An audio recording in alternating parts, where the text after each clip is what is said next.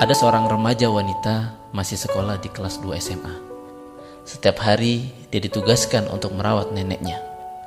Neneknya sudah lumpuh. Hidupnya hanya dihabiskan di tempat tidur. Suatu saat ia mulai protes karena ketidakadilan yang dirasakannya. "Ma, gantian dong yang merawat nenek. Masa setiap hari harus aku?" Kemudian mamanya memotivasi. "Nak, merawat nenek pahalanya banyak."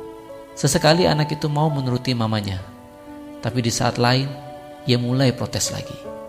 "Ma, gantian dong yang merawat nenek. Masa setiap hari harus aku? Kenapa harus aku? Kenapa tidak mama? Kenapa tidak papa? Kenapa tidak kakak atau adik yang merawat nenek? Tapi kenapa harus aku?" Protesnya mulai keras. Mamanya memeluk sambil menangis. "Nak, kamu sudah besar. Kamu benar-benar mau tahu kenapa?" "Iya, Ma. Dulu saat kamu masih umur 6 bulan. Malam itu rumah kita kebakaran. Semua orang menyelamatkan diri dan barang-barang yang bisa diselamatkan. Papa dan nenek menggendong kakak-kakakmu dan mama menggendong kamu.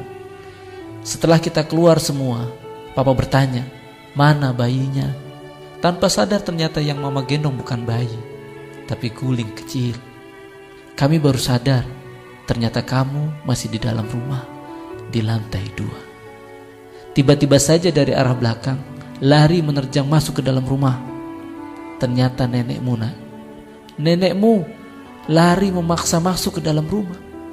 Kemudian naik menerobos ke lantai 2.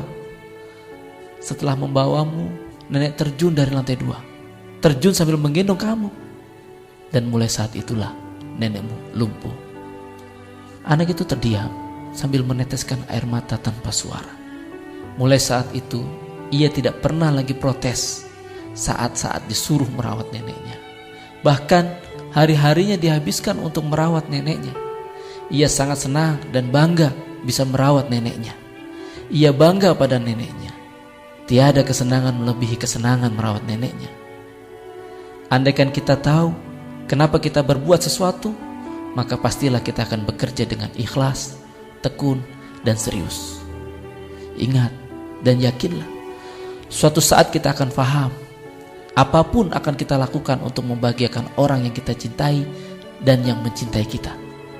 Karena Allah sangat-sangat mencintai kita dan kita mencintai Allah.